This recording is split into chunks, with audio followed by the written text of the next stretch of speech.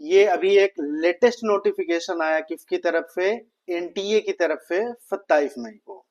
ये क्या है, किस लिए है, ये एक्चुअली में है कि जो इन्होंने एक टाइम दिया था, एक लास्ट डेट दिया था कि भैया आपका जो पैसा चाहिए, रिफंड चाहिए। रिफंड कौन सा, जो तुमने एग्जाम फीस दिया था ना, जो भी दिए थे अपने एग्जाम फीस, किसको, एनटीए को, नीट के लिए, नीट 2026 के लिए।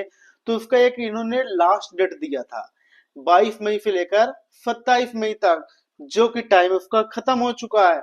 तो इन्होंने बोला भैया कि अभी तक केवल और केवल 13 लाख, 23 लाख बच्चे में से 13 लाख बच्चों ने रिफंड के लिए अप्लाई किया है। आधे बच्चों ने अभी रिफंड के लिए अप्लाई नहीं किया है। तो हम उनके लिए एक मौका और देते हैं। बोला कि अब तुम्हारी लास्ट डेट है 22 जून 2026। समझ में आया? ये क्या था एक्चुअली में, कि पहले एक लास्ट डेट था 27 मई तक, 22 मई से 27 मई तक आप रिफंड के लिए, अपने पैसे के लिए अप्लाई कर सकते थे। पर पता नहीं कोई दिक्कत हुआ होगा, जिससे 13 लाख बच्चों ने ही अभी तक रिफंड के लिए, अपने पैसे लेने के लिए अप्लाई किए हैं। बाकी अभी आधे बच्चों ने अप्लाई नहीं किया रिफंड के लिए।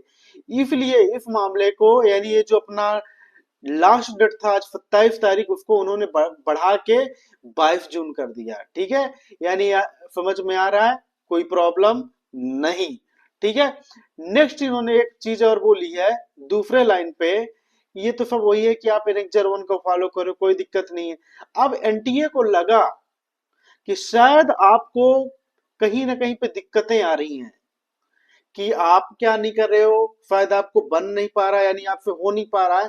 तो उन्होंने दूसरे पेज में पूरा एक डिटेल्स दिया है कि आप कैसे अपने मतलब लॉगिन वगैरह कर सकते हो। ठीक है, चलिए हम देखते हैं उसको। ये देखो, ये बोल रहा भैया कि आपको स्टेप 1 क्या करना है। आप जैसे ही लॉगिन करोगे तो आपका एप्लीकेशन नंबर डालना है, पासवर्ड डालना है, कैप्चा डालना है, और इस पे सबमिट कर देना है, और आपको एक ओटीपी मिलेगा। ठीक है, पहला स्टेप समझ में आ गया, हमें कैसे अप्लाई करना है।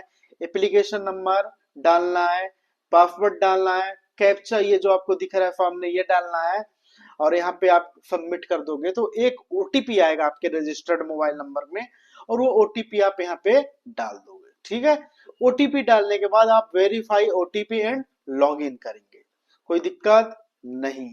समझ में आ रहा है?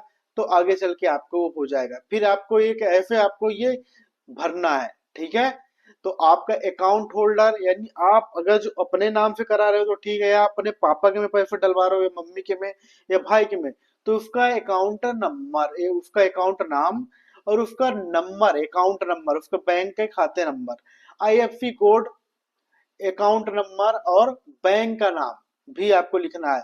Upload scan copy of cancel cheque. बोल रहा है कैंसिल चेक मत अपलोड करो, अगर जो आप कर रहे हो तो उसका एक ऑप्शनल हमें प्रोवाइड करो। समझ में आया? तो कुछ भी नहीं था, इन्होंने इतना ही चीजें दी थी। समझ में आया? तो जो हमारा अपडेट था ये, ठीक है, तो जो मीट, समझ में आया, इतनी कोई बड़ी प्रॉब्लम नहीं है। ठीक है, चलो।